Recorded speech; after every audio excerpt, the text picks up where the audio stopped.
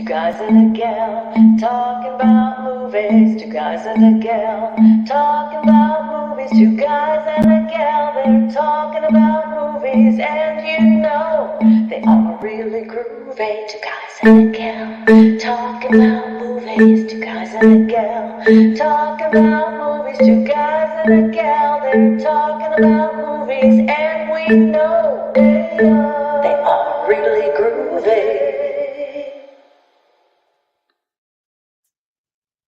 Good evening, everybody, or good afternoon if you're on the West Coast. Thank you to our live audience for joining us. Two guys and sometimes a gal talking about movies. If you're here on the replay, we love and value your comments. Please comment. We will try to get back to everybody.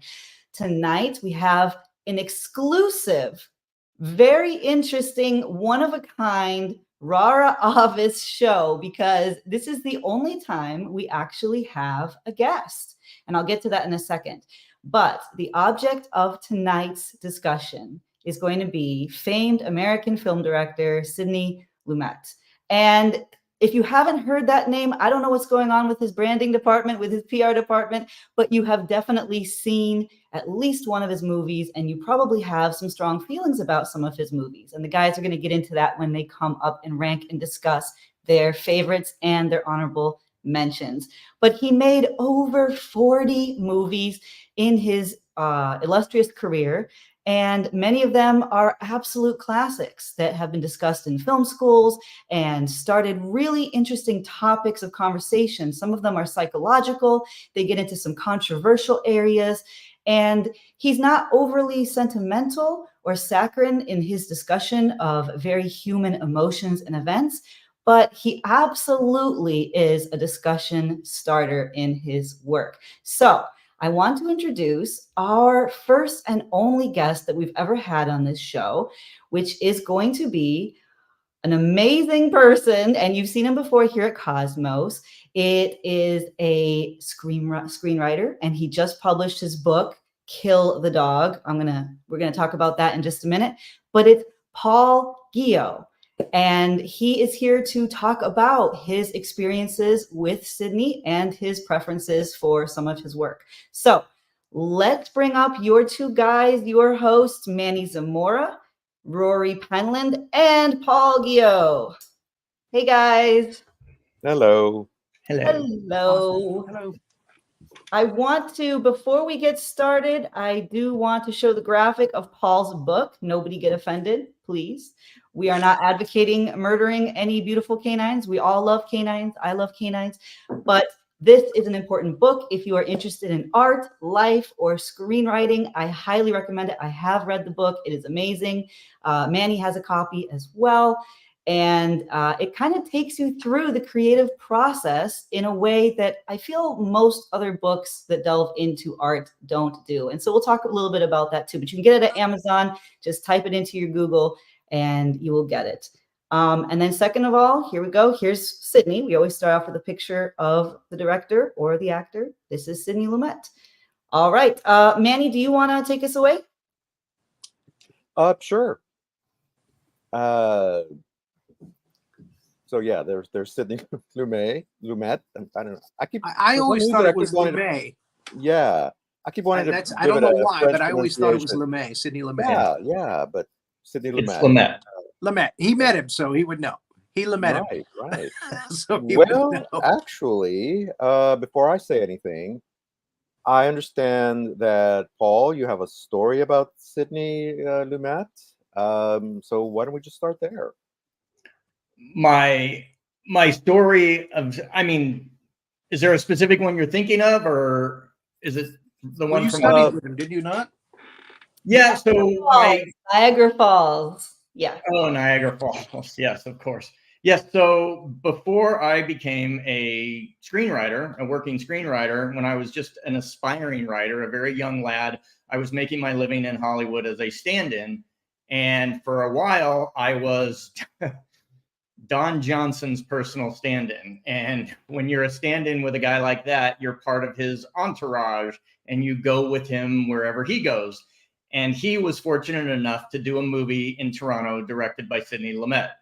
And so I went there as Don's stand-in. And I spent 12, 13 weeks there, and Sidney Lumet treated me the same way he treated Don Johnson and Rebecca De Mornay and everyone else in the movie. He was just an amazing, one of the kindest people I've ever met in my career. And he knew I wanted to be a screenwriter. And so he allowed me to always talk his ear off. And one weekend, we had a long weekend, and this is what Renee's referring to. He invited me and his assistant and the first AD to go to Niagara Falls, because none of us had been. And he was talking, he grew up in New York and he'd never been.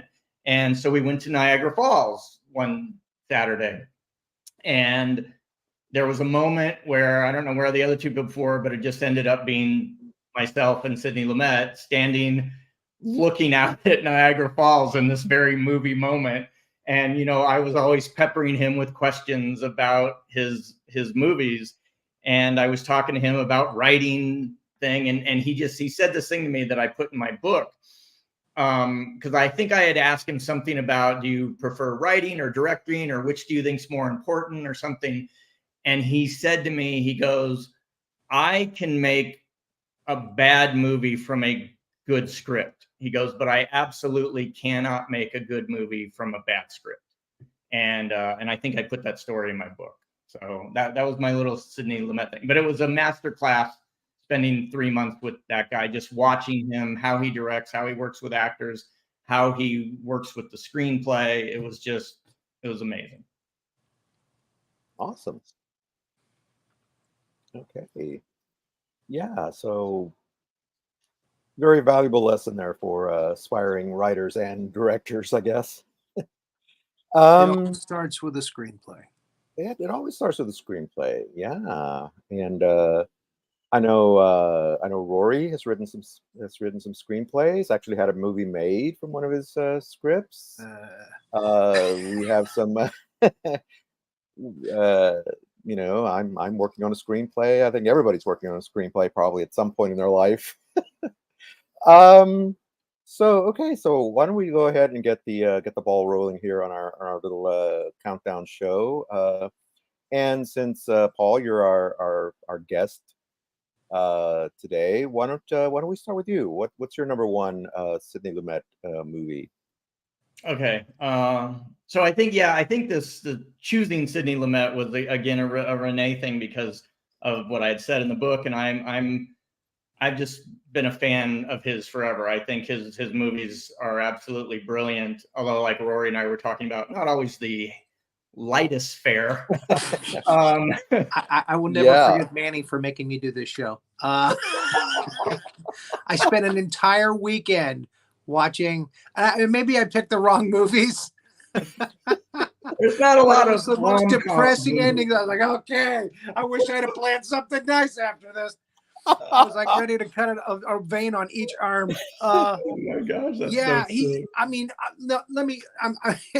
I was joking before the show that I hope I don't upset you by saying. No, I agree with you. No. Watching the films as someone who loves movies, it's obvious that the man is exceptionally talented at getting the most natural performances out of an ensemble of actors, and he picks wonderful, great actors to be in his works. And he always hires the best cinematography. He has great cinematography in his movies. So that in that respect, it was like candy, but then you get to the end of the movie and it's just like, you have a lot of depressing endings here. Yes. But again, we'll talk about each film, as we go along. And again, we'll throw in some honorable mentions because I want to throw out some really, really downers later, like The Appointment. Okay. But some of his movies are some of my favorites. I mean, growing up. So I'm looking forward to getting into this. But again, I wanted to get that out of the way. So I'm glad you're not, walking out the door. Me saying that. No, I agree. It's that's why I'm laughing, because I get it. You're absolutely right. His stuff is drama to the nth degree. You know, I mean, it's not. He's not Judd Apatow. And Nope. so, but to that, like, I'm, you know, being a fan of cinema, like we all are. He's amazing to me. And my number one, to get back to Manny's original question, my number one Sidney Lumet film, probably one of my top 10 all-time films of anyone, is The Verdict, starring Paul Newman, 1982. I think for me personally, Paul Newman, by coincidence, is my favorite actor of all time. And I feel like this was his tour de force in a career of unbelievable performances. To me, this is his greatest one.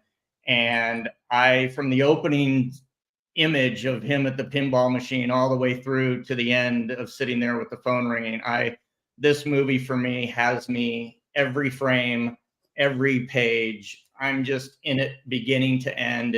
I've got emotions going up and down. And I just think it's brilliant on every level. Absolutely, can't disagree with that. Yeah, Paul Newman, again, one of the greatest actors that America has produced. You know, just terrific. Rory, what's your number one? My number one is the original Murder on the Orient Express. When I was graduating from high school in 82, everybody else was asking for computers at that time because computers were really big. I asked for a VHS player. And I got one of those big, huge, clunky, top-loading VHS players because, again, I love movies, you know. And one of the first movies that I taped on VHS, it was on PBS, was Murder on the Orient Express with Albert Finney. Wow. Doing the greatest performance of his career. I feel he is the best Hercule Poirot out there, period, bar none. Don't get me wrong, I like Peter Ustinov. I like the other, well, okay, Tony Randall was not that good, but I just saw that the other day, as a matter of fact, and I was like, thank God they put Robert Morley in this. Yeah.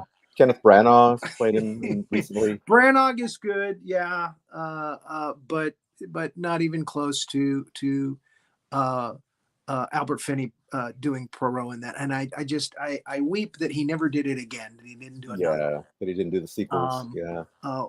There has not been another Agatha Christie film that I've seen that matches the sheer entertainment of that one. Just grabs you from beginning to end. It flies by. The time flies by. It's an incredible cast. With a lot of Sidney's favorites. Sean Connery's in it. Martin Balsam is in it. So yeah, it's got my pick for number one. I mean, I just love it. I've watched it dozens of times and I never get tired of it. I love it too. Cool. And as much as I'm a huge Agatha Christie fan, and so I've watched the Ustinov, I watch now, you know, Branagh's redoing them all. And I'm right there with you as far as Albert Finney. I mean, chef's kiss as Poirot, like none better. And that movie is just, it's so beautiful too. Like it is just the composition of that film. You talked about the cinematography, like it's a gorgeous film that has amazing acting and amazing writing. And yes. And I also bought the album for the soundtrack for the movie. Oh, wow. Because I just loved the music for that movie. And I can't remember another movie that particular composer has done, but that one, man, it just grabbed you. And I just love the music for that movie. Okay. And it's funny that because Lumet, unlike other people that direct and produce, they usually get one composer to do like all of their movies. Like, you know, you'll get Danny Elfman to do, you know, the Tim Burton's movies. You got John Williams to do Spielberg and Lucas's films. But he chose different ones along the way. Oh, and here's an interesting piece of information. And I don't know if you guys caught this, but I'm watching the Pawnbroker with Rod Steiger, another one.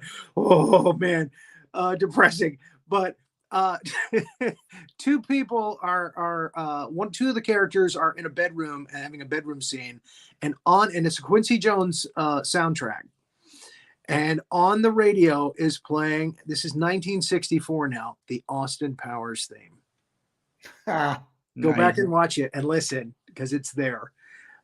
So that was a Quincy Jones song from '64, and he used it for Austin Powers. They used it for Austin Powers. Yeah. Nice. And I literally did a double take when I heard it. I was like, wait, what? Yeah. I think it saved my life. Yeah. It's interesting though. I mean, we got to get Manny's number one, but just on the music thing, I feel like, and I appreciate you suffering through Sidney Lumet the last week or two. I've watched most everything, and to me, that's the one variable with his films is the music. I think is either a home run or an absolute miss. Like there's some where I think the music, like Family Business, what is that soundtrack? Yeah, I agree. Like there's certainly. And I wonder, it's like you said, he uses so many different composers. That's the one thing I would say that I feel like, oh, wow, that is like really up and down. Yeah. So, okay, Manny, sorry about that. Sidetrack. No problem. What's your number one? I did want to say, though, that Quincy, I think that was Quincy Jones' first time as a film composer when he did the music for I think you're right. Pawnbroker. You could be right. It was '64. It was a while back. Yeah, it was early on. Yeah. All right. So my number one is a movie that it's not just, I think, one of Lumet's best movies. It's probably one of the best movies ever made. And I know that's a pretty big statement, pretty bold statement to make. But and the reason I say that, it's because it's so relevant and so prescient of things that are going on today, and that's Network. Okay. I mean, look at this cast: William Holden, Robert Duvall, Peter Finch in one of his last performances, and Faye Dunaway, other people that sort of up and coming that you would recognize, but just an awesome movie. The look at mass media and how it operates, corporate America and how it operates. There's that incredible scene with Ned Beatty when he's basically laying down the law to Peter Finch, to Howard Beale, talking about how you are, messing with the primal forces of nature, and basically tell him, corporations run the world. And I mean, and this was 1975, 76, somewhere in there. And it's true then as it is now. And I mean, this could have been made yesterday and it would still have the same. So I felt like this has to be number one for me. So yeah, it's funny. I mean, it's because it's another one I got to ask Sidney about and talk his ear off about and talking about media and everything. And he was telling me how a lot of people misunderstood that film and really looked at it as, oh, it's a statement about media and the corruption of, mass media. And he was like, it's the corruption of the American spirit. And the thing that you talked about, that I think that I have the script, and I think that monologue that Jensen gives Ned Beatty character to Beale is like 2 full pages. And it's literally like, there are no countries, there are no nations, it's corporations, and it's about money. And you're absolutely right. That movie, what is it, 50 years old almost, or is absolutely probably more timely right now than when it came out. Mm-hmm. Yeah, and this is before cable news, before Fox, before CNN, all those things. It was still the 3 major networks and this fictional 4th network for the movie, which eventually, there was another network, Fox, and now we have the proliferation of, you know, hundreds of different networks and stations and what have you, and of course now streaming and social media, just like this platform and others like it. Yeah, and what are we doing? You know, we're storytellers. You know, and maybe in a different way from what is portrayed in network, but you know, we are, as Beale says, you know, we are the fiction. We're you know, and people out there are the reality, and I think sometimes we forget that. So anyway, yeah, so that was my number one. Paul, you want to give us your number two? Yes. So Network would have been and probably should have been my number two, but my number two is a film, again, because it's inferior to Network. I fully admit that, but there's something about this movie that grabbed me from the first time I ever saw it, and it's Q&A, starring Nick Nolte, Timothy Hutton, Armand Assante. It's you know, it goes back to one of his themes, police corruption and, you know, morality tale. And I feel like talking about, again, I think Rory, you said it, how Lumet was able, I think, to bring performances out of actors that they never quite hit level with other directors. And to me, Nick Nolte in this is devastating. He's so good. He's absolutely terrifying. He's absolutely hateful. He doesn't care in this performance at all how awful he looks, how bad he comes off. He's fully in. Timothy Hutton was, you know, at the height of his, you know, young career.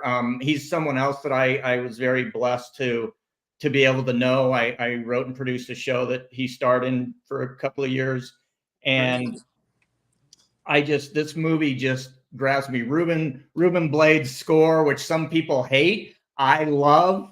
From the opening song, which is so absolutely on the nose with its lyrics, and yet I still love every second of it.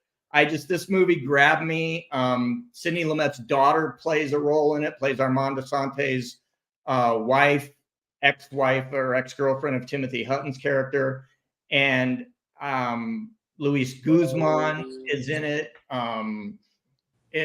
It's a movie that I again fully admit has its flaws, but I've always been enamored with cop and crime stories and mysteries, thriller stuff. That's what I am drawn to. That's what I read. That's what I like to write.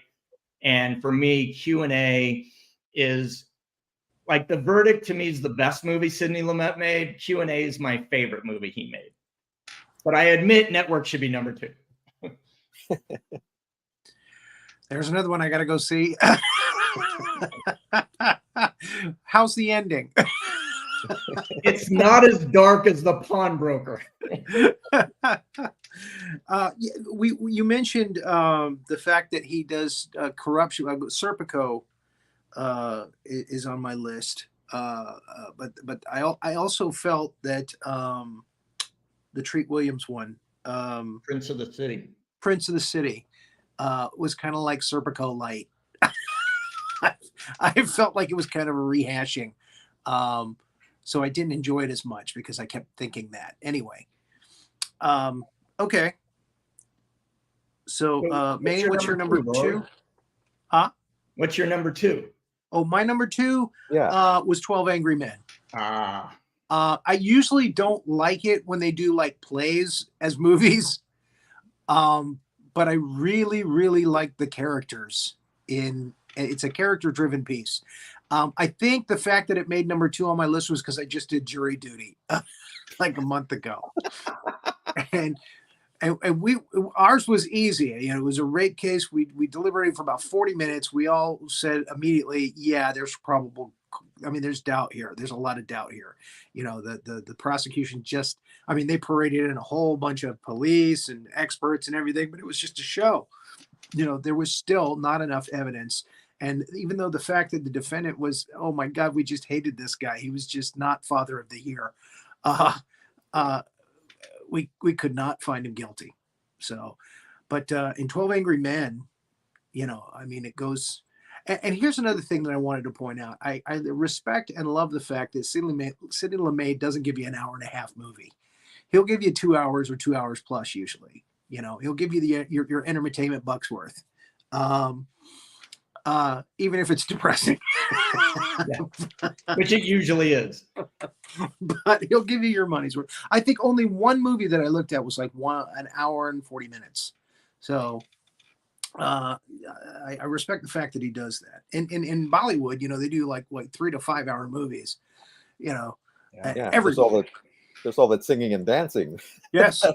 So that's what the pawnbroker needed. But you know, a musical number. You got Henry Fonda changing everybody's mind.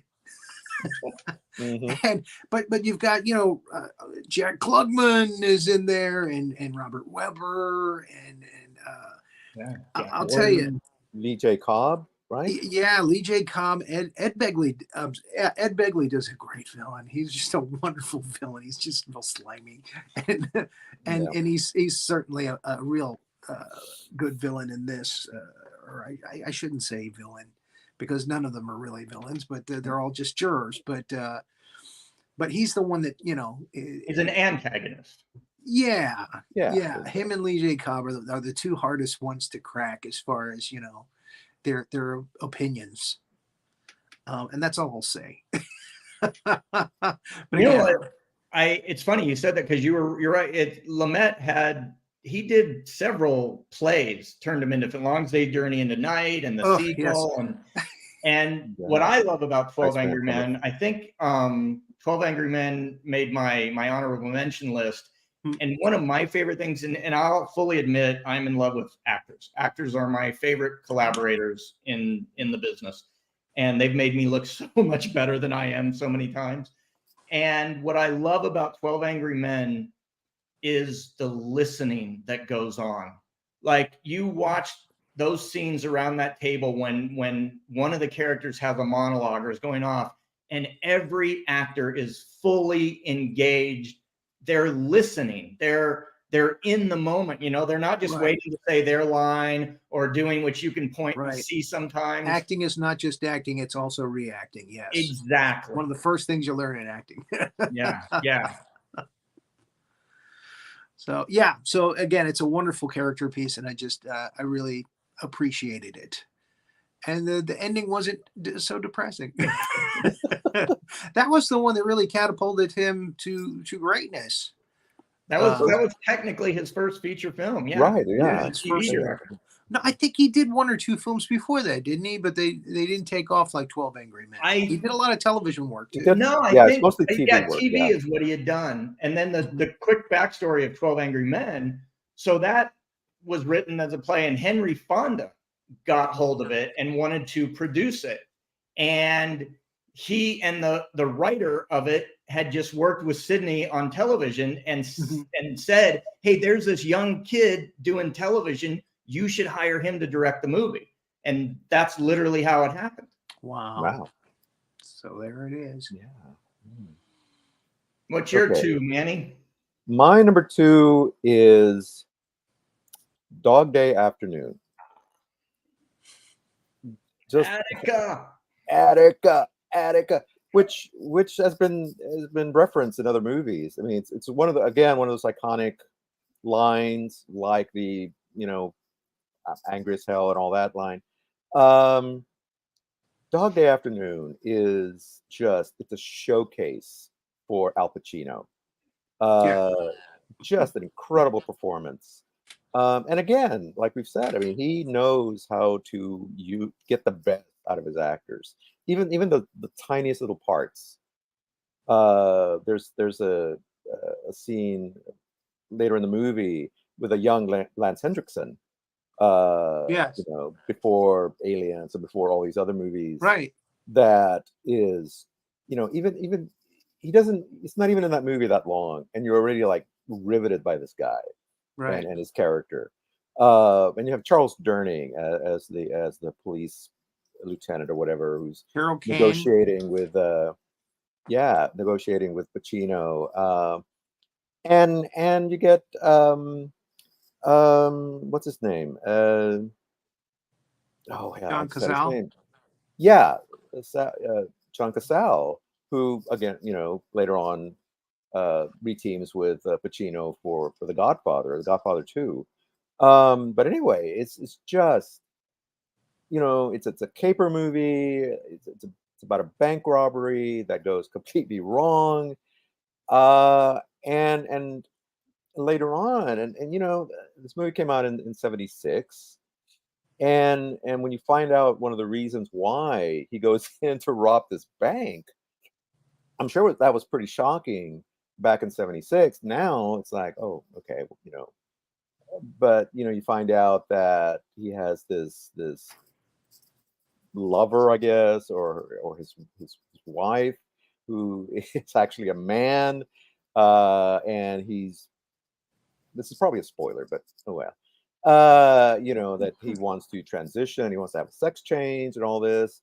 I'm sure in 76 that was not Oh my something God. that you saw in movies. This open discussion about homosexuality and transgenderism and all that, which is now, you hear about that all the time now, pro and con, and so I'm pretty sure that was pretty like a real plot twist at the time. But that aside, just the seeing the increasing desperation of Pacino's character of Sonny and his relationship with Sal, who unfortunately is not the brightest bulb in the country, in or the sharpest knife in the drawer, and who doesn't even know where Wyoming is. He thinks it's another country, and stuff like that, and how he almost gets the onlookers on his side, by screaming Attica, which was very current at the time. And that's another thing about Lumet's movies, is that he wasn't afraid to put in real life events into his movies. Like we talked about Network, we talked, a lot about actual people, President Ford and things that were going on in the country at the time. In Dog Day Afternoon, he's talking about, the riot, the Attica riots that had just occurred, a few years before. And so it made it very topical. It does, unfortunately, does kind of date the movies, but that aside, it works. It still works. You watch it, and to me, a lot of his movies are as fresh today as when they were made. I mean, yeah, there were some, like I said, some things that were topical at the time that probably aren't as relevant today, but maybe an exception of Network. But yeah, it's just an awesome movie. Just another awesome movie. Yeah. And a great performance by Chris Sarandon as the bride. Yes, I forgot. Yeah, Chris Sarandon as. Yeah, And I think Leon. tell me what you guys think. That's a film where I think Lumet kind of departed from the way he typically makes stuff, or generally did before that, and really tried to make it that sort of documentary feel. And to me, Pacino's performance in that, I mean, he's just an open wound, and it's what makes the film. Like, I think you could have put another actor in there and done the exact same movie, and it would not resonate. No. Like it does to this day. I get chills right now just thinking about Pacino's performance in that. Yeah. When he's on the phone talking and he says, "I'm dying. Yeah, I'm dying." Yeah, I mean that's the whole. Like you said, the rest of the whole thing. He's an open wound. He's all these things, just and yeah, it's just an awesome performance. So, all right. Number 3. Well, Paul. My 3 is, we've talked about Network, so we can. Oh, okay. Yes, that was my 3rd, which I know should have been number 2.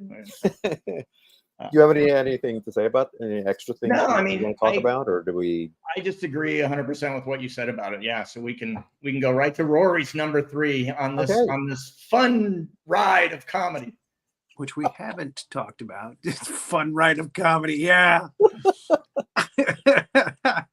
Serpico. Oh, Speaking okay. of comedy. Whee! Again, another fantastic performance by Pacino. It's based on a true story.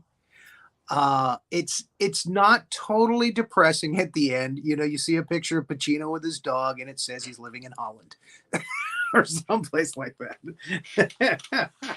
But it's one roller coaster of a ride for this cop who's trying to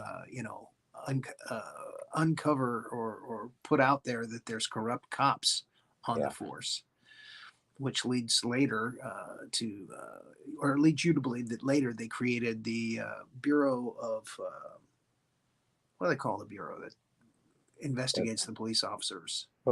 Internal Affairs. Internal Affairs. So they created Internal Affairs because of that. What happened there? So just again another great character piece. You know, he gets the best performances out of his actors, and he knows who he likes to work with. And at that time, he was working a lot with Pacino, and you know, Pacino was big because of The Godfather and Dog Day Afternoon, and or actually, Dog Day Afternoon came after, didn't it? Yeah, 2 years after. Yeah. Serpico was 73. So Pacino was just hot off The Godfather when they did that. Right. Yeah. Wondering if the studios made him use Pacino for that movie, or if he was able to choose himself. Oh, well, either way, it's still another great performance. And I'll just say, Serpico is my number 3 as well. So, I actually read the book. I read the Peter Moss book before I saw the movie. And so I was very intrigued. And so when the movie came out, I was like, well, let's see if it's anywhere near as good as the book. And yeah, it really captures the essence of the book and stuff about Frank Serpico, the attempt on his life, and all that, and how he pretty much almost brought down the New York Police Department with his allegations and the evidence of corruption. And like we said before, that seems to be a common theme with a lot of Lumet's movies when it comes to police dramas, is that there's the idea of rooting out the bad cops, or making the protagonist be the bad cop, like in Q&A and Prince of the City. So anyway, so that was number 3. I have a quick funny thing about Serpico. I had me bothering Sidney Lumet while he's trying to make a movie. Tell me about Serpico. And one of the things he said, he goes, "It's the only film I've ever been on where someone else yelled cut in the middle of one of my scenes, and it was Frank Serpico." And he said they were shooting a scene, and Serpico, who was helping out and had been there through it and all, showed up on set. And in the middle of the scene, Serpico yells cut. And Sidney's like, what? Who's calling cut? And Serpico's like, "What are you doing?" And he said, Serpico was like, "That never happened." And Sidney goes, "Well, okay, but we're making a movie here." And he goes, "Yeah, but it's a movie about my life." And he said they had kind of a little dust up there until they had to kind of calm the real Serpico down and go, "Here's how movies work."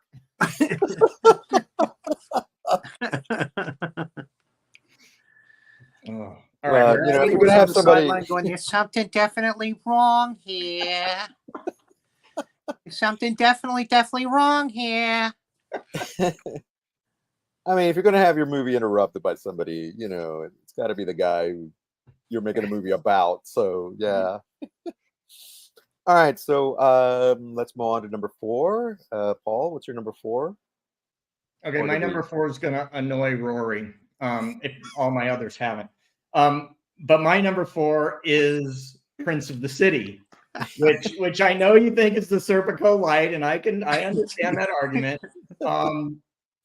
I feel like 2 totally different movies, though. Yes, about police corruption and things, but the Treat Williams character, he was corrupt, and he decided try to bring down these other guys, and again, based on a true story, just like Serpico was, totally different guy. And that's another one of those movies that to me is just such a slow burn, and the tension just ratchets up every reel. And I love Treat Williams. God rest his soul, amazing actor. And it's a movie that even though it's 2.5 hours easy. And to me, it goes by, I feel like it's 90 minutes long. And that fully admitting that it covers similar ground to Serpico, but I also think that they're different. They were almost 10 years apart, and I feel like the culture is very different. That early 70s versus kind of late 70s, early 80s kind of vibe. Just another one that I love. My number 4 was Network. So moving right along. All right. Well, my number 4 is a movie. I mentioned this movie before when we talked about Stanley Kubrick and Dr. Strangelove, and so my number 4 is Failsafe with Henry Fonda, and it's like I said, and unfortunately, it suffered from that very comparison to Strangelove, but it's one of those sitting on the edge of your seats kind of movies. Henry Fonda again as the president of the United States. You have Walter Matthau in a very serious role. You have a young Larry Hagman in this movie, and again, it's just one of those movies that grabs you from the beginning to the end, and it keeps ratcheting up the suspense, because you really, it's like, is something going to happen that you think is going to, the unthinkable happens, and just it and again, it just points out, like Strangelove did, just the absurdity of the whole sort of Cold War paranoia and everything, but in a very much more serious way. And again, it's just this and I know Rory has a thing about black and white movies. This is the one point in which Rory and I kind of disagree. He hates black and white. I love it. Look, if it's done for artistic sake, like when Tim Burton did Ed Wood, I like it.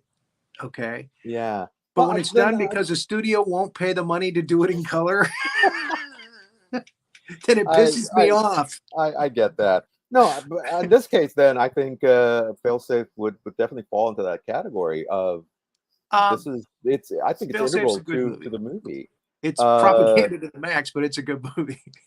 yeah, but still. And you can definitely see where Dr. Strangelove got its inspiration from. Yeah. Right. So, but again, most importantly, yeah, it gives us the most dramatic performance that Dom DeLuise has ever given. Dom DeLuise, that's right. I knew there was somebody else. I thought that's just another actor that I keep thinking. We were talking about Fritz Weaver a couple of weeks ago. I can't remember for what, but this movie actually kind of introduced him. I think it says introducing Fritz Weaver. And again, just a fantastic performance. As the general is just kind of on the edge, and mutiny. Yeah. So. And again, it's just to see Larry Hagman with wavy hair, not going. Yeah. Exactly. Yeah. This may have been the movie that got him the gig got a lot of things going for I it. Dream of Jeannie. So, yeah. Just again, we've said it before. We'll say it again. Lumet knows how to get the best out of his actors, and this is one of Fonda's. Great performance from Henry Fonda. Basically, stuck in a room, talking on the phone for the most part, but you're still just hanging on his every word, because the stakes are so high. So anyway, so that was my number 4. So let's go Or on to number how 5, I not guess. to do DEFCON 5. There you go. Yeah. All right, so number 5. Me? Yeah. Okay. My number 5 is one that not a lot of people talk about, and it's another one that I truly love, and that is Night Falls on Manhattan. Another, again, police corruption, again based on a true story, even though it was adapted from a novel supposedly, but unbelievable cast again: Andy Garcia, Ian Holmes, James Gandolfini, Richard Dreyfuss, Lena Olin, Vincent Pastore, I think's in it. And it's just, again, such, I mean, I'm as a writer, I'm all about character. Plot doesn't exist without character to me. And Right. these stories are just so much about character. Like, yes, on the surface, this movie is, quote, police corruption, but it's not really about that. It's about family. And that's, I think, another theme that goes through underneath a lot of his films, is this movie's about family and just loyalty and betrayal. And Richard Dreyfuss is bizarrely great in it. Like, he went a little overboard with the hair and makeup, I think, on it, trying to look like the real life, lawyer he was pretending to be. But just fantastic performances all around. It's another movie that I'm riveted beginning to end. And again, not a completely happy ending, but an ending where, I'm gonna watch it now. You got to watch it, because the ending, I'll give you this, Rory. At the end of the movie, Richard Dreyfuss as a lawyer. At the end of the movie, you don't want to kill yourself. So there you go. Well, good. I'm planning a party with clowns afterwards, though. That would definitely make me want to kill myself. But so what's your number 5, Rory? You might, I might get a reaction out of the peanut gallery here, but I'm going with Death Trap. I love Death Trap. No, Death Trap is awesome. Another one. It almost made It my has list. a happy ending. Yeah. There's a lot of twists and turns in it that I liked. Yeah, Michael Caine, Christopher Reeve. Yeah. And it gives me a chance to do my Michael Caine, of course. So I've got to talk about it. One of another stage adaptation, though. Yeah. Yes. That's the first time I remembered seeing Christopher Reeve not in the blue spandex. Yeah. And Right. I was like, wow, this guy's really good. He can act. Yeah. And he gives a big old wet one to Michael Caine. Yeah. That's a good one, man. I'm glad that's on your list. I kind of went back and forth. I almost put Failsafe as my number 5, but I decided to end on a happy note with that. I think it's more commercial. I think he directed it more commercial than he usually does. But yeah, I enjoyed it. I thought it was I'd seen it many years ago, and I remember enjoying it back then. And I skimmed through it again this weekend, and I remembered how much I enjoyed it. So yeah, that's number 5 on my list. Okay. Well, my number 5 is 12 Angry Men, which we already talked about. And again, another wonderful performance from Henry Fonda, and just a great ensemble cast. And that's something I think we didn't touch on, or maybe we did briefly, but Lumet was great at working with an ensemble. It wasn't just this one particular person's movie.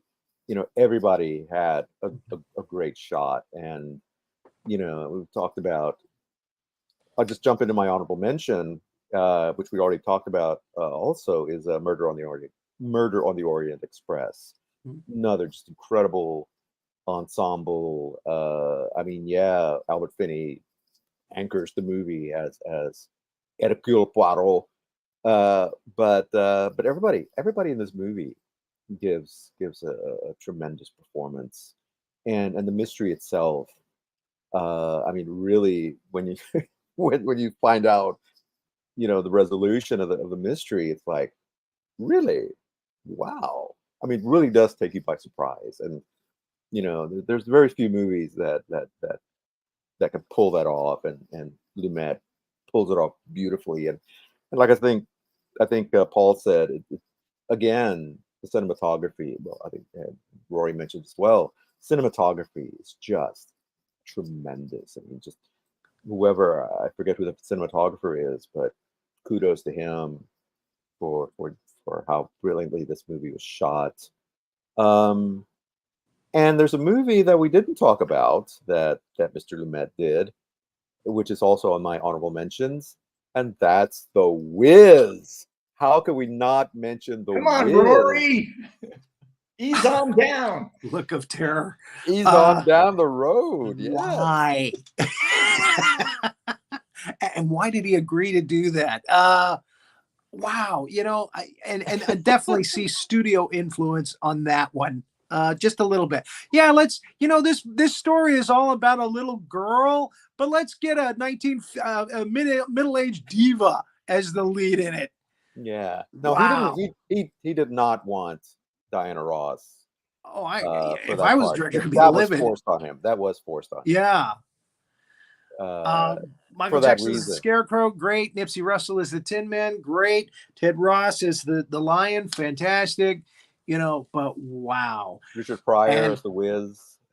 Richard Pryor was inspired casting for the Wizard, yeah. But Diana Ross. But the effects of the tornado getting her to where she goes is just, you're just saying to yourself, why didn't they do better than that? And when she comes back, it's so anticlimactic. There's no scene where she wakes up in the bed and they're around her window going, and you were there, and you were there, and you were there. And again, I realize he doesn't want to do the exact same movie, but wow. Yeah. Oy, that movie makes me cringe. I'm sorry. It is cringeable. It's there's a lot of movies we didn't mention that I'd like to talk about. We did talk about The Pawnbroker. The Pawnbroker. Oh my God. Rod Steiger. Yeah. In the same vein, and I mean that literally, The Fugitive Kind with Brando. Yeah. Fantastic performances, awesome performances by the whole cast, including Joanne Woodward. I can see just from that performance of that alone why Paul Newman ended up going with that, becoming, the husband of that brilliant actress, and she's, yes. I've always seen her as an older woman, I've never seen her as a young woman. And her performance in that was just off the chain. Victor Jory, who is a famous villain from way back, he was the original Injun Joe in the original Tom Sawyer movie. He plays a really nasty villain in that movie. Really, really nasty. And the fact that he's dying it doesn't matter. he's just still vicious and mean, and he's racist, and oh man. We even get Maureen Stapleton in that.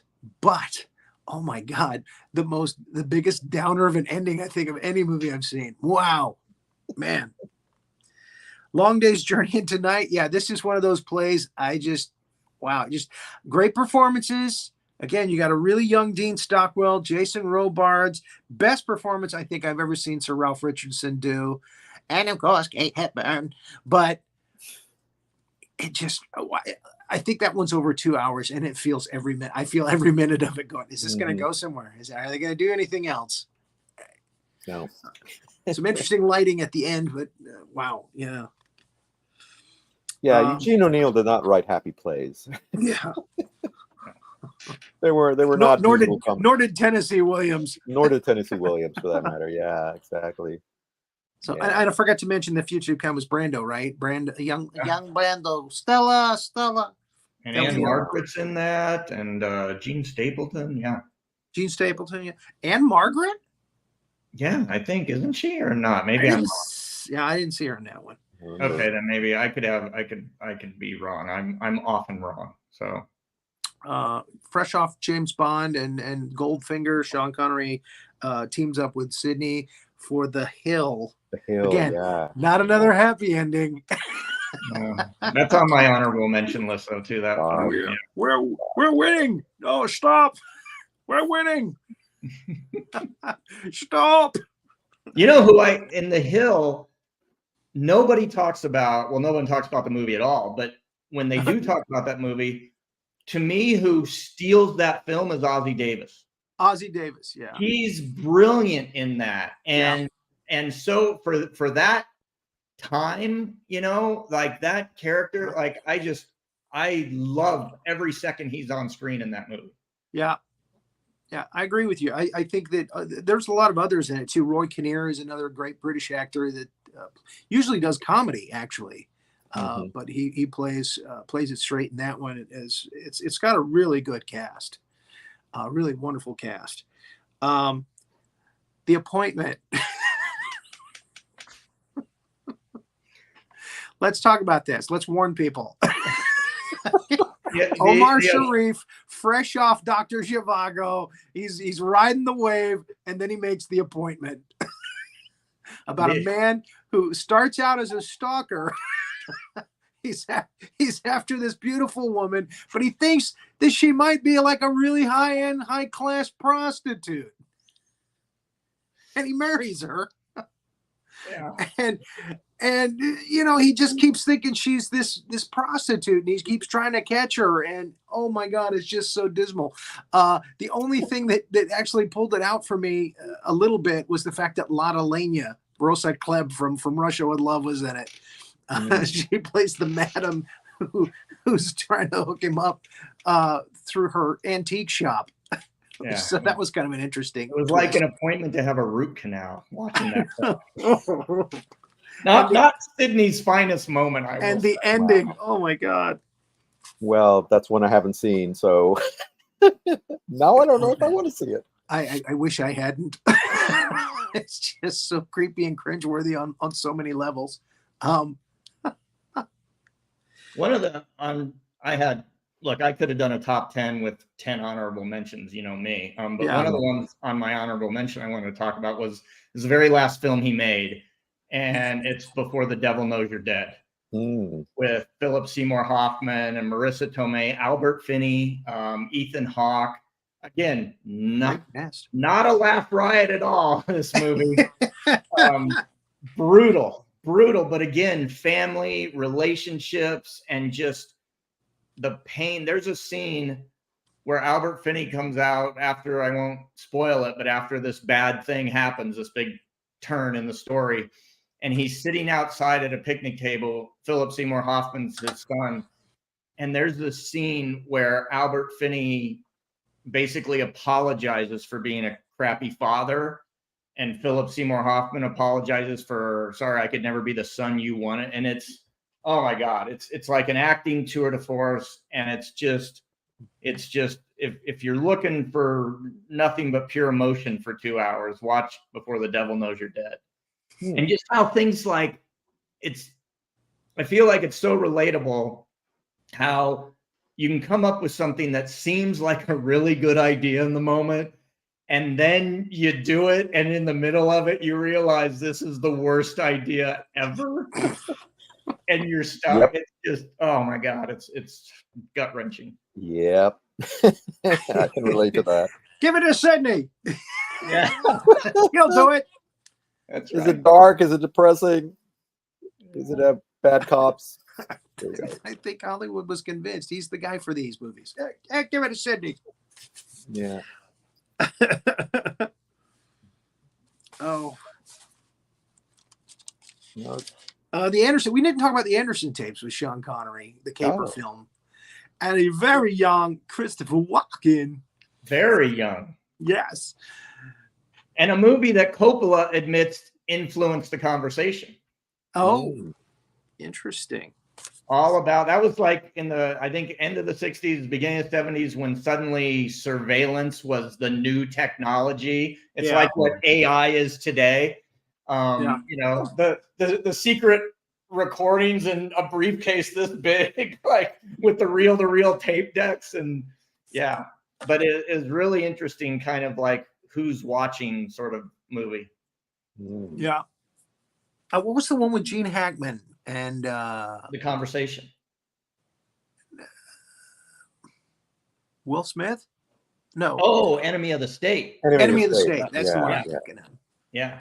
Yeah. That one took it to the next level. Yeah, for sure. Like we've Yeah. got drones outside your house. Yeah. You wonder what that buzzing sound is. So. Right. Yeah, great. We've yeah, talked about all the ones on my list. yeah, I have We nothing. couldn't get out of here without talking about the Anderson tapes, though. I'm glad. Yeah. That's good. Yeah. And I'm That's so glad Connery you without had his that toupee now. Come on. Yeah, yeah. Connery. So Connery was more than That's just right. Bond. So That's right. I didn't have to wear a toupee. I was still damn sexy. Diane I Cannon. know. What the hell? Diane Cannon, yes. Mm-hmm. Diane Cannon. That's She it? was in a couple of his films. He worked with her a couple of times. Mm-hmm. Yeah, she was in Death Trap. Correct. Yeah.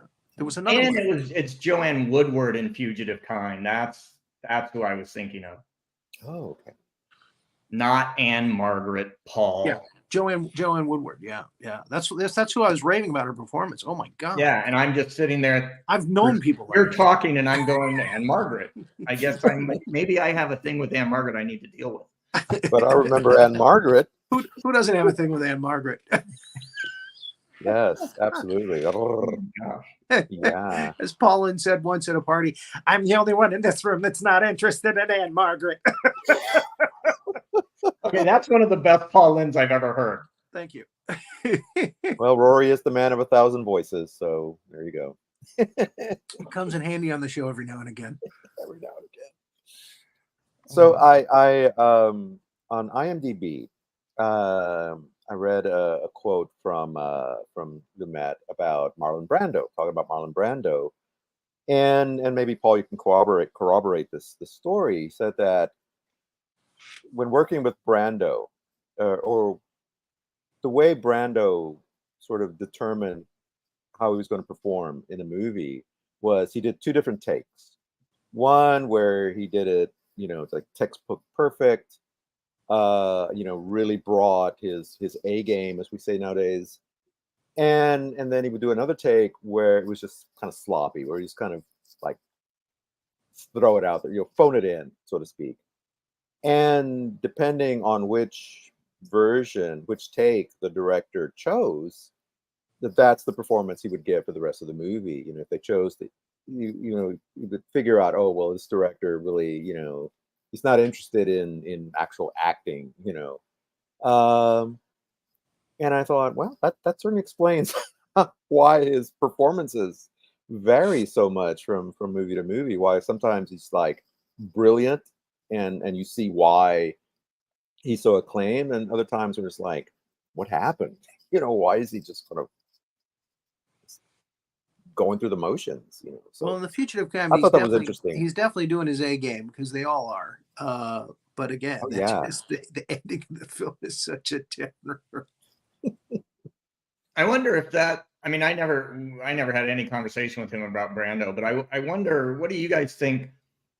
To me, there was a shift in Brando when he, for lack of a better way to put it, kind of went insane. Like his early performances, he's so brilliant and he's so there and stuff, and then it just seemed like, I don't know, when he not. I would say, and don't mean to interrupt, but I think it's around the time that he did Island of Dr. Moreau. No, It it was was like- before that. It was I think it was Before that? It was And before that? Oh, here's okay. here's the reason I know that, because I've seen the documentary on the making of Apocalypse Now. Hearts of Darkness. If you haven't seen it, look it up, find it, do anything you can to find it and watch that. That is that is you talk about everything that could have gone wrong on a movie. Yeah. Yeah. Well, and you've seen, even going back to The Godfather, you've seen, I'm sure, those stills from like Robert Duvall and James Conner wearing giant sandwich boards with Brando's dialogue on it, and in the scenes when they're off camera, because Brando wouldn't memorize any of his lines. Right. And that's Exactly. 72. Like, you know, it's just, I don't know what happened. Maybe we blame Sachin Littlefeather. I don't know. Like, it was when he something got the happened from product his- in the 50s and 60s. He seemed like so just there. Yeah. And then I don't know if he started believing his own hype or doing something, shifted in the guy, I think. And it was Last Tango in Paris. That's what did him in. see, that would do it to any of us, right? When he Those got scenes. the product. That maybe, yeah. You're not. You might actually be onto something, Rory. Yeah. And you'll never see butter the same but- way ever again. But when he showed up for Apocalypse Now, Coppola was aghast because it was a complete flip from what he had with him in The Godfather. He was brilliant in The Godfather. You know, he did a good job in The Godfather. But when he showed up, he already taken the money. He was grossly overweight, and he was like, "I'm gonna do my own dialogue. I'm gonna make up my own dialogue." Yeah. And that was the first inkling of, okay, Marlon's gone off the deep end here a little. That's a great documentary, by the way, Hearts of Darkness, Hearts of Darkness, that his yes. wife made. Which, yeah, everybody listening to this should watch that documentary if you haven't seen it. It's just, it's as good as the movie, I think. it is. Yeah. I mean, yeah, they document people going insane. Everybody went insane. Right. Yeah. Martin Sheen almost died, or Yeah. you know, had a heart attack. Well, that's after they cast him and they fired Harvey Keitel as the main Harvey character. Keitel, right? Yeah. It's just everything that could have gone wrong in that film went wrong. Yeah. They were calling it Apocalypse When. Yeah. Yeah, it took it's so long supposed for to be them to this- shoot it. This They went short. so far over budget. Yeah. But it's still, I mean, it's, you know, sometimes good editing can salvage a movie, and I think that kind of salvaged Apocalypse Now is how well he edited, and I think it's a brilliant piece of filmmaking. I know. Oh, it is. As It's far an awesome as, film. you know, it's one of the best war movies I think ever made. And yeah, I mean, you see every dollar of that budget on that screen. You know, there's nothing, and you know, and then you get the little performances like Harrison Ford has that little scene where he plays a character named Lucas, which I thought was kind of a nice little nod. I didn't know that. That's funny. Yeah. And I've that seen. scene has J.D. Spradlin, and a lot of people don't know who J.D. Spradlin is, and I do a great impersonation of him. Anyway. Yeah. Another one of those great character actors. Actors. You see, and it's like, I know this guy. I've seen him a million times. With extreme prejudice. Yeah. And I've even seen the extended, you know, the extended version where they put back in certain scenes, like the French plantation and the thing with the helicopter where they see the bunnies and all that. I mean, I can see why they cut it out for the theatrical run, because it would have made the movie, you know, twice as long, and you know, again, delaying getting to Brando, to Colonel Kurtz. And you know, having read Heart of Darkness, the Conrad novel, the movie, I think, actually captures the tone, even though it's entirely different setting. It's set in Vietnam instead of in Africa. It still captures what I think is the essence of Conrad's book. So I think he did a really good job in doing that adaptation.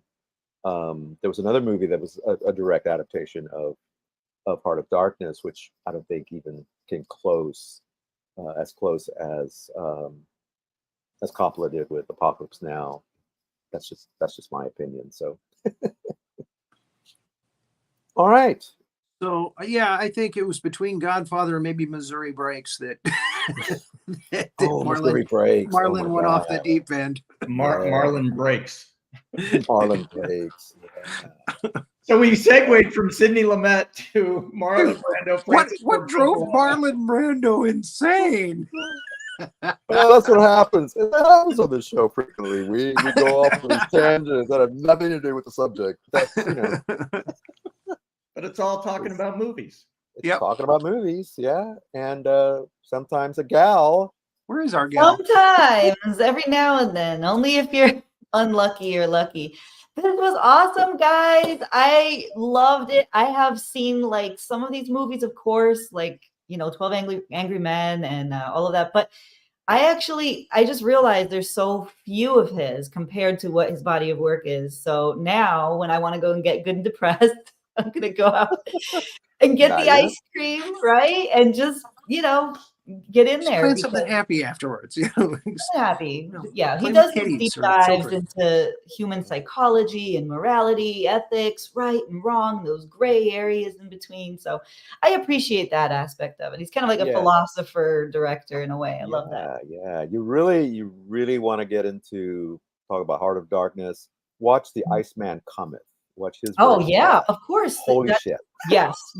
Okay, I had that on repeat because I was in the play of that back, like, I don't know, like in my 20s.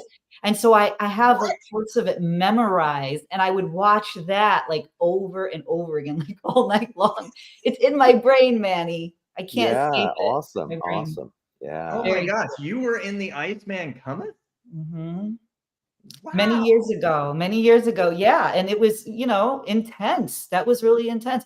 And I was doing like a lot of like Tennessee Williams. I was doing what's the really disturbing Tennessee Williams one? Monty Clift was in the film adaptation of it, where he gets eaten at the end by the children that he's been abusing.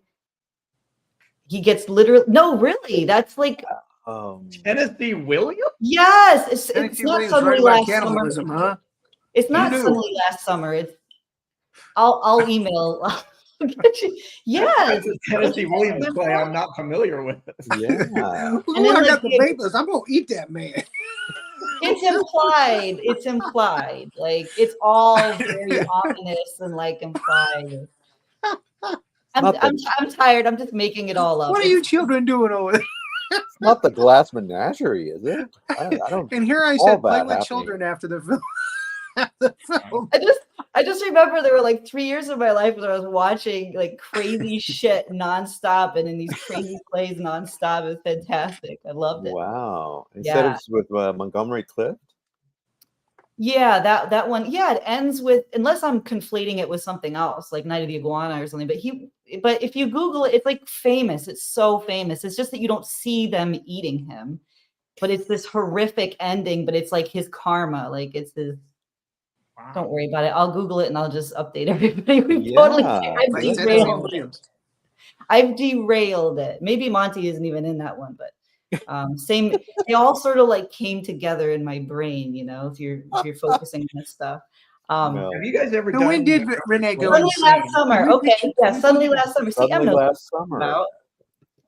See, she knows. She knows. Suddenly Last Summer. What were you guys saying? Yes, thank you, Em. I knew it was something. Okay, what were you guys saying? Because I spoke over like two or three people. I think Paul was going to say something. I think we were all just stunned that Tennessee Williams wrote a play about teenage cannibals. He was going to call it Teenage Cannibals, but then they thought, no, that's a little too on the nose. I even Googled it like within the last year too, because I was like 50s B film. I was like, what was that? Why was that? Yeah, it was disturbing. Like a Roger Corman movie. It's off screen. Tennessee Williams. It takes place in Italy. Teenage Cannibals. Can we throw this crab monster in there somewhere? We've got it. It takes place in Italy. I'm pretty sure it takes place in Italy. But yeah. And right when we end here, I've got to get some. I'm doing audition work and self tapes right after this for a comedy. So I got to shake off the Lumet. I got to shake off the Lumet. Or lean in. Good thing you plan something. Or lean in. Yeah, lean into it and leverage that Lumet. Yeah, that's what I got to do. You just got. I'm sorry, I have to go shake off the Lumet. Bring you back from the brink. Lasso queued up. Wait, what did you say, Paul? What did you say? I said when you're going to go watch a Lumet movie, you just have to have an episode of Ted Lasso queued up to cleanse your palate right afterward. Yes, I agree. But I like watching. When I watch depressing things, I get really empowered and I feel really happy. And then when I watch really happy things, I get like wistful and pensive. It's weird. Yeah. I'm serious. Rory, I'm like superior dance right after this. Yeah. Rory's gonna have to just watch Seinfeld episodes nonstop in order to recover. I'll just watch a little Groucho Marx. Yeah, that'll get you there. Yeah, a Watch The ploppany. Wiz. Ploppany. Yeah, watch The Wiz. Watch The Wiz on repeat. Just to spite Rory. I did not grow up with The Wiz like everyone my age did. I was the only one who was exposed to it like in my 20s. So I was already like an adult and mature and kind of half normal. So I didn't take it for granted. And I was like, what am I watching? And everyone's like, oh, it's The Wiz. I'm like, that's normal. Look at it. It's not normal. It's not. And everyone thought it was Willy Wonka. I also didn't grow up with. So I was exposed to that when I was like 18. And I was like, this is crazy shit. But I love Gene Wilder. The dark story about The Wiz, which is clearly not going to surprise anyone because of how awful Hollywood is. But Lumet told me that, he was like the third or fourth director they went to for that project. John Badham and I think Norman Jewison and all these people were turning it down. And they're like, why are you not finding a Black director to make this movie? Right. Yeah. Yeah. Hollywood, right? Mm-hmm. And Lumet's like, they came to me. I was like the third or fourth guy, and they offered me so much money that I thought, okay, if I pour myself out and do this, then I know I can make the movies I want for the next 5 years. And literally that's why I did it. And he said it was disgusting. He's like, they never even considered a person of color to make this movie. Wow. Yeah. Wow. It's not surprising though, because a lot of that still goes on, Oh yeah. Especially, and with women too, like, and I don't want to co-opt it because people of color do have a unique thing, but as a woman too, it's like the directors are always men, the producers tend to be men. It's really hard. You go on a set and it's like just men everywhere. And then there's actresses. It is weird. So I can see that even happening now, although it's happening a lot. It's not as prevalent because there's been a lot of people talking about it and having those open dialogues and really trying to get, people of color to write for shows that have, and women, to have women be able to be the voice of actual, women playing the roles. And you can't do that every time. In fact, sometimes I think it's interesting to not do that. But at least we're sort of like going in that direction. Or Paul, what do you think? Since you're an active screenwriter in the industry, have you seen a sort of change or any sort of uptick there? So here's my take on it. I believe that right now it's more open and inclusive than it's ever been, and yet it's still light years from where it should be. And what frustrates me is it's more open and inclusive for minorities, people of color, gender than it's ever been, but it's not for the right reasons, in my opinion. They're doing it to make themselves look good, to be like, we've got our token person of color project now. We've got our token person of color show on our slate. They're not looking at they're dealing with a symptom of the problem, not the problem itself. And so that's why I feel like there's still such a long way to go. That said, I was talking to a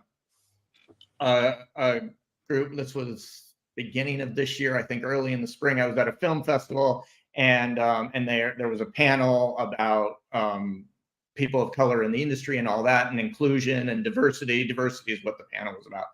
And I was saying to them, take advantage of it right now.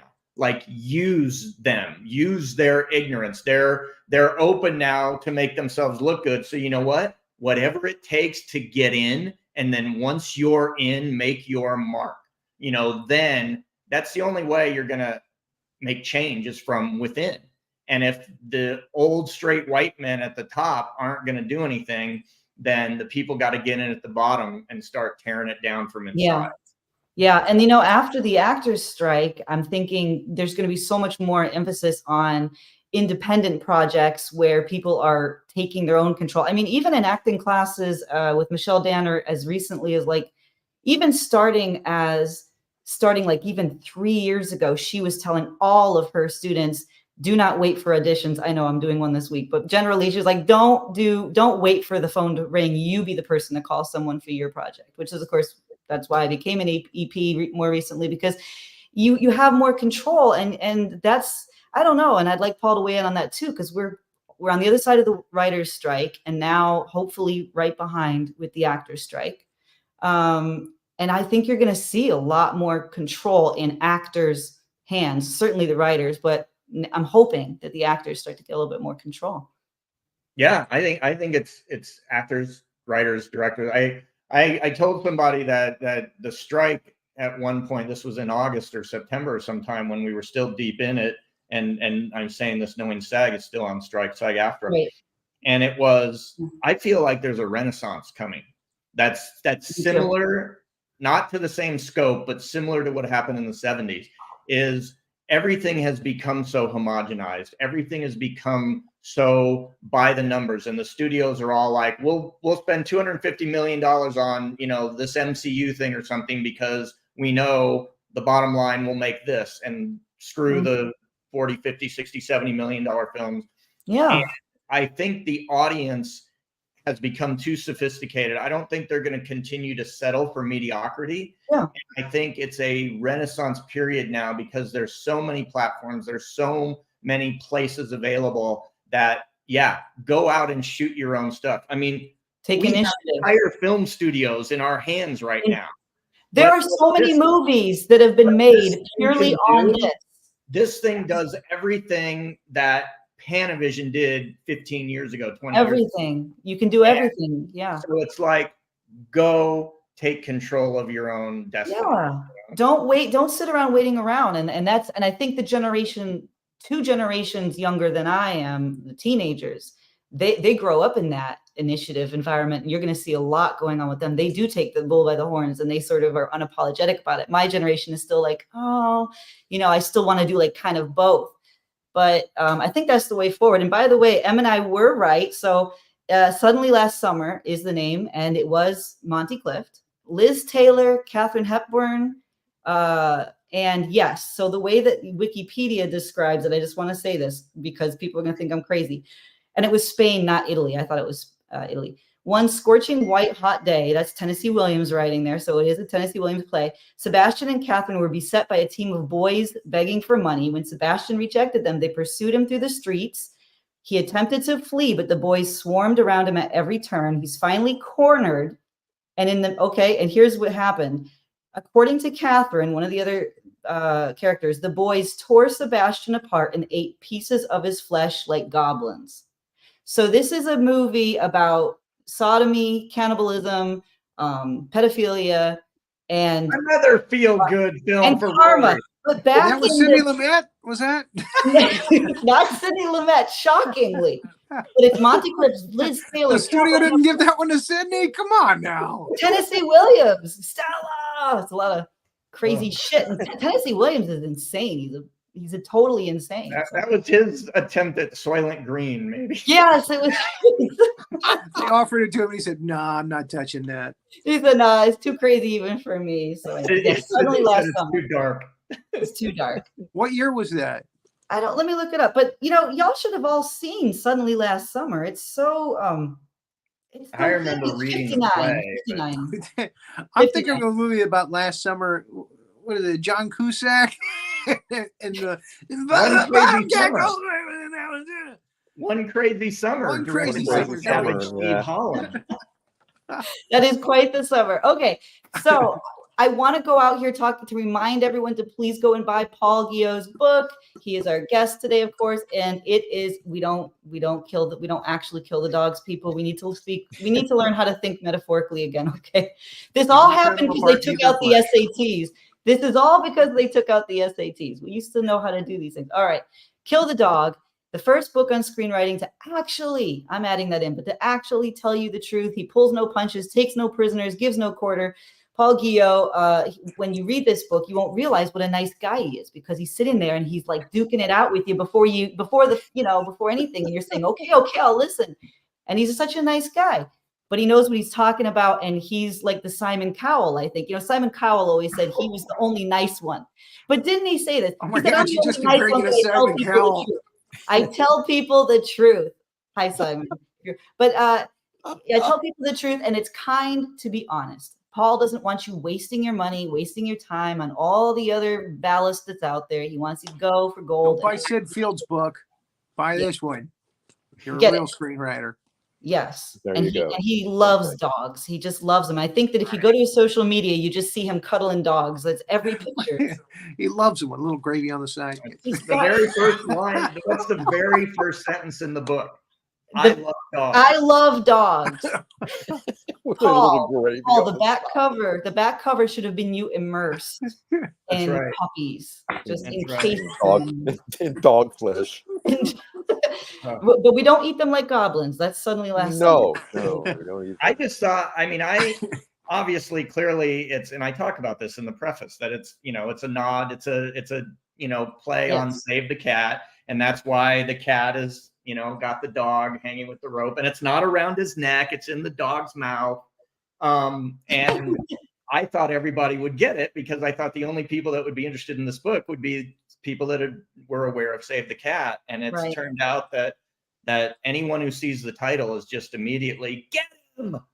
And it's kind of scary, actually. But it is scary. You need Secret Service. I think we need Secret Service. I gotta get a dog. Yeah, it's a reference, guys. So if everyone's watching this is a reference to Save the Cat, which is like before this came around, this was the main book that people went to teach them how to write screenplays and get into the business. And Paul came in and he flipped that on its head and said, actually, that's not really going to get you there. Come look at this. So anything else that we want to leave on, guys? Any last And look words? for the sequel to the book, Save the Dog. And then he'll save the dog. Yeah. Well, was it Naked Gun that had the poster? If you don't buy a ticket to our movie, we kill the dog, and it had a pistol next to a puppy's. That was National National Lampoon did that. National I can't remember what it was Lampoon, for. Yeah. I think it said, buy this magazine or we'll kill this dog. Yeah. There you go. Exactly. Yep. There you go. And Em is helping me to produce right now. Thank you, Em. Yeah. What is next week? What is next Monday at 6 p.m. Eastern? Manny? Next week we're going to talk about Marilyn. I don't think I need to know or say. Wow. She's like Cher. You just say Marilyn. I got to tune in for that. You got it. I already know. I already know what I'm going to be thinking about. You talk about tragic, Rory. Come on. Really. There's a happy ending. There's a happy ending for you. Oh Yep. God. Yep. Next week, Marilyn Monroe. All right, fantastic. Yeah, I'm seeing all the movies. I think I've seen it. She didn't do that many, right? So No, but very few. I think I've seen a couple dozen, a few dozen. We can't all be perfect. Isn't that the Jack Lemmon? The last line of Some Like It Hot. We can't all be perfect. Nobody's perfect. Nobody's perfect. That's who was Actually, that? I always think of that. Joey Ross? Yeah, Joey Ross. I want to hear Rory. Nobody's perfect. I got to hear Rory do Jack Lemmon. Oh, there you go. Osgood, I can't have children. We can adopt. Oh, Osgood, I'm a man. Do Robin Williams, because Robin Williams. Do Robin Williams and Jack Nicholson as we go, because those are my two favorites. You got to just do it.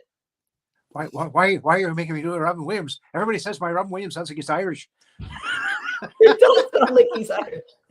Why is he Irish? And Jack Nicholson. Well, I don't know why they say that, but we did a good show here about Sidney Lumet. Lumet Jack. Get it right. All right. Okay. I'm surprised You say Nicholson never Lumet, worked with I Lumet. say Lumet, let's call the whole thing off. That's it. There's If there's a closer right there. Come on now. that's He's terrifying. Wait a minute, we got to do something depressing to end the show. Yeah, we have to have like a sad ending to end the show. The world No. is already so sad, Rory. We're just gonna sing "Ease on Down the Road." Nothing is sadder than that. That is actually the saddest film he ever made.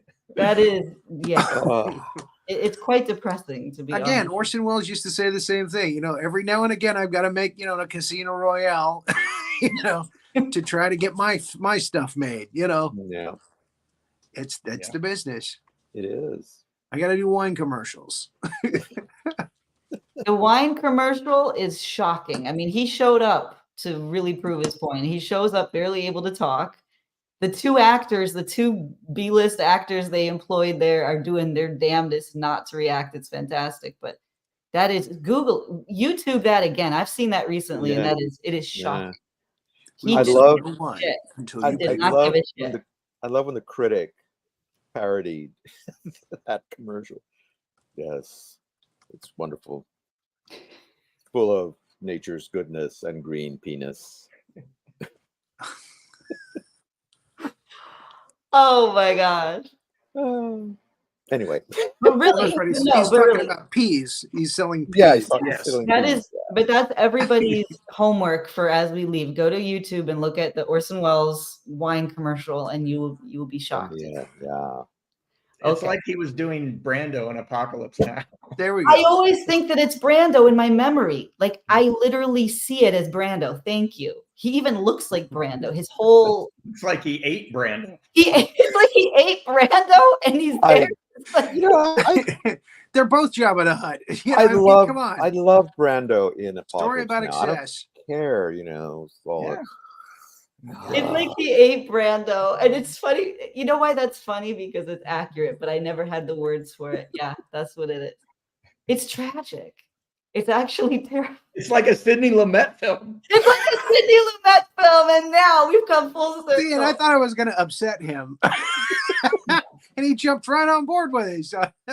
I'm pretty sure Sidney was aware. I think even Sidney knew. I think he knew. I know I make depressing films. They make Like money. Tennessee Williams People knew that like he him. was writing about cannibalism and being eaten by goblins. Or like being goblins. eaten like goblins. That's actually. I say down the street they just tore him apart and ate him up like goblins. How did you know? How did you know? That would make a great death. That would make a great death metal band name. Eaten by goblins. Where's my white hat? Eaten by goblins. Yeah. I think it's Swedish probably death metal. All right, guys. All All right. right. We're out of here. We love everybody. It's Casual is tomorrow night with Rory Penland and somebody else, but Rory's gone. So No, it's not. I had to go get my Tennessee Williams hat. And he's got a hat. I'm sorry, but we're off tomorrow night. You got We're the off night off. we do. We have the night off. Thank you for We saying don't have that. a And- guest. Yes. So here's we're off Tennessee tomorrow. Williams, and Paul Guyot is getting something to show us. I am getting something for Rory. Well, for everybody, but especially for Rory. For everybody. So Rory, are you a fan of David Sedaris? Can't say that I am. Okay. David Sedaris, one of my favorite writers, short story writer, essayist. He's amazing. He's got this book called Holidays on Ice, and it's just a collection of essays and short stories. But there's one in here that anybody watching this will appreciate. But Rory, I think you've got to find this just to read it. It's a very short thing. The story's called Front Row Center with Thaddeus Bristol. And it's what he does is if you imagine like the most erudite, strictest, dour theater critic, and he goes and watches a kid's 4th grade Christmas play and writes a review about it. And it's just when you were talking about Orson Welles and the critic and everything, I just remembered it. And it was like, it is one of those things that's very short and it is absolutely laugh out loud. That sounds good. Anyways, That That is awesome. All right, guys. I enjoyed every minute of this, honestly. And we want to greet the replay squad, which we always forget. If you're here on the replay, thank you. And our live audience. If I didn't get to your comment, it's just a lot going on, but it was not intentional. I absolutely agree. And just thank you to our special guest, Paul Guyot, for agreeing to Thank be on you, the guys. Thank you. Yes! Yeah, show he was here. And wonderful. thank you. I mean, I He feel also very my tuna special. capote head. You are very special. The only one we've ever had on this show. Yeah, That's how special you are. You're our There you favorite go. guest. You're, and that's a fact. We are not Thank lying. you, Rory. Yeah, that's an absolute fact. I'm So- winning. Yes. Yes, All right, we good get- night, we everybody. get sick of the winning. Bye. Adios. Thanks for watching this episode of Two Guys and Sometimes a Gal Talking About Movies. Be sure to like, subscribe, and click that notification bell to get future episodes.